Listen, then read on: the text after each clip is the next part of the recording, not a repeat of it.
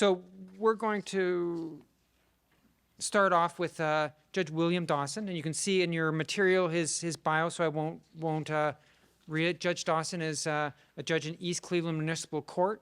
He also, I heard from one of the people who attends a yoga class that he does, about how amazing he is at focusing on the person and the experience of people. And he offers yoga classes to a variety of people, and is known to want to change the social structures.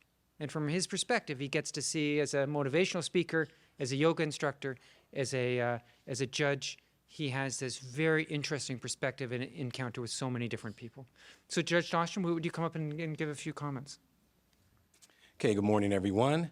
5 minutes for a judge and a lawyer is a challenge, but hey, I love it. I'm just honored to be here. Paul was excellent in the introduction. I do teach yoga in addition to being a judge. And let me tell you how it happened real quick. It won't take long. East Cleveland is right down the street from University Circle, as many of you know. And being on the bench in East Cleveland, you have a very diverse experience, and it can be taxing and a little stressful. So at one point, I was trying to figure out what could I do to kind of just, ease my mind during my breaks. And I found myself down the street at a yoga studio. Fell in love with it. I'd never practiced yoga before other than just trying to do handstands and things like that. Fell in love with it and decided at that moment, this is something that I wanted to bring back to my city and to my court.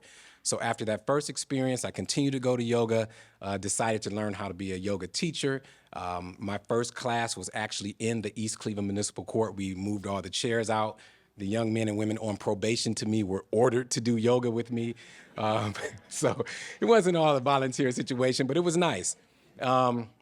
And from there, I went ahead and began teaching. I actually opened up a yoga studio in Cleveland Heights. I have a yoga teacher training program, and I still have my probationers coming to yoga on the Saturday morning. So it's been a beautiful journey. But to why I'm here, it's really interesting because you can imagine in my city, we have so many different types of cases, but the ones that trouble me the most are the ones that deal with mental health. And what I'm finding is in the middle of doing so many different types of cases, because a municipal court is sort of like an emergency room. You never know what you're going to get until you get there, and it could be a traffic matter all the way up to a preliminary hearing for a murder case. And in the midst of all those things, you'll have someone who you can tell has some mental health challenges. And I am now in the position where I have to switch gears very fast and figure out how do I provide resources and a way to deal with this person in a way that not only benefits them, but is safe for the community also. So those are some of the major challenges that I have. And there's not a day that goes by that I don't have someone in my court that gives me that challenge. What we've done also in the East Cleveland Municipal Court, which is very important, I have my chief probation officer, Tierra Banks, here with me, as well as Mark Medley. I think he stepped out. But I've been on the bench for this is my 12th year. And what I've decided to do is we've changed the probation department from being called technically being on probation to we've called it now the School of Transformation. Because what we want to do is help transform lives. We want to help people be their best selves. Thank you. And with that, we need to have a very serious approach to how do we handle mental health challenges. Just the other day, we had a young lady in our courtroom, and it was a very interesting case because we know that there's a mental health challenge there, but at the same time, she's so intelligent, so smart, that she can out-talk me, and I'm on the bench. But then we have to figure out how do we deal with her, and we have a family there who's crying out for assistance, while at the same time telling me that they don't feel safe with her being released. So all of those things I have to juggle at the same time. How long do I hold this person to get treatment, to get an assessment? How do I make sure the family's safe? How do I make sure the community's safe? So I am so happy to be here because I'm hoping to get answers from all of you experts in the room, as well as just assistance, that helping hand so that when I go back to court and as we continue to build this transformation school where we're helping people, we can have community partners so that we can really assist not only the people in East Cleveland, because through East Cleveland, a lot of people come from other cities, but we want to be that city that can actually help address the mental health issue in a way that really serves everybody involved. So I didn't want to take much longer than that. Next slide. Okay, the questions. All right, what specific interventions can reduce the occurrences of people with mental illness languishing in jail or prison and avoid answering more funding? So that's the question that you can use your phone to help me out with, see what your responses are. Because even if you think about that one case that I mentioned from, the other day, I had that she was in prison. She was in jail when she was called up to me. So she was arrested probably over the weekend, and you know how that goes. I don't see the case until Monday morning. So she had already been there 3 days or so.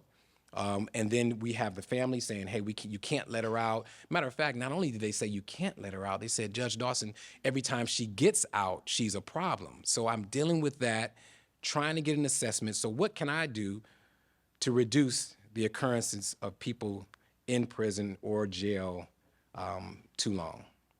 And I see these answers are coming up. Intensive support programs, comprehensive mental health community programs, diversion programs. Excellent. Community outreach.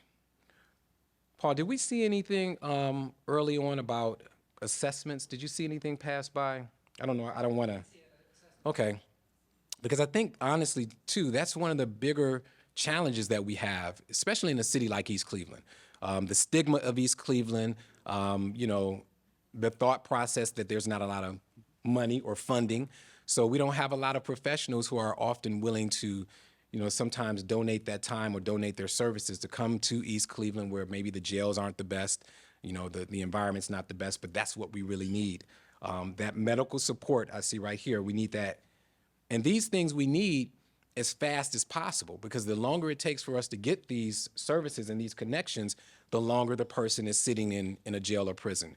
So that's one of the things I hope that we tackle this afternoon, is how do we get a community of resources that are willing and ready to respond? Because just like we know happening across the country in these legal cases where people are being assaulted by professionals on the streets and things like that, because there's no one with them to provide a mental health assessment on the spot, to say, hey, this is not your average disorderly conduct. This person has a mental health issue. This isn't your average assault. This person needs mental health. So just like police need people on the regular basis as much as possible to be there, we need them in the courts also. All right, the next question. Other than the diversion center, what interventions should be utilized more in order to get early treatment for mental health crises, including addiction, that would reduce the risk of arrest? Yeah, and even when you think of arrest, you think of that would reduce the risk of a judge having to keep someone in jail or say you're sentenced to jail, because that is not often the answer. But again, so many things are happening at the same time. Families are saying, hey, judge, we need this person locked up. We need this person committed. And then I have an intelligent person in front of me saying, I don't need that help. I'm perfectly fine. It's them who has the problem. And I'm listening to this and trying to juggle that all at the same time. So counselors at court, I like that. That's excellent. Crisis teams other than police, early interventions, prevention program. All right. So Paul, it sounds like I have a room full of partners now when I go back to court. So thank you very much for your time. I appreciate it. Thank you.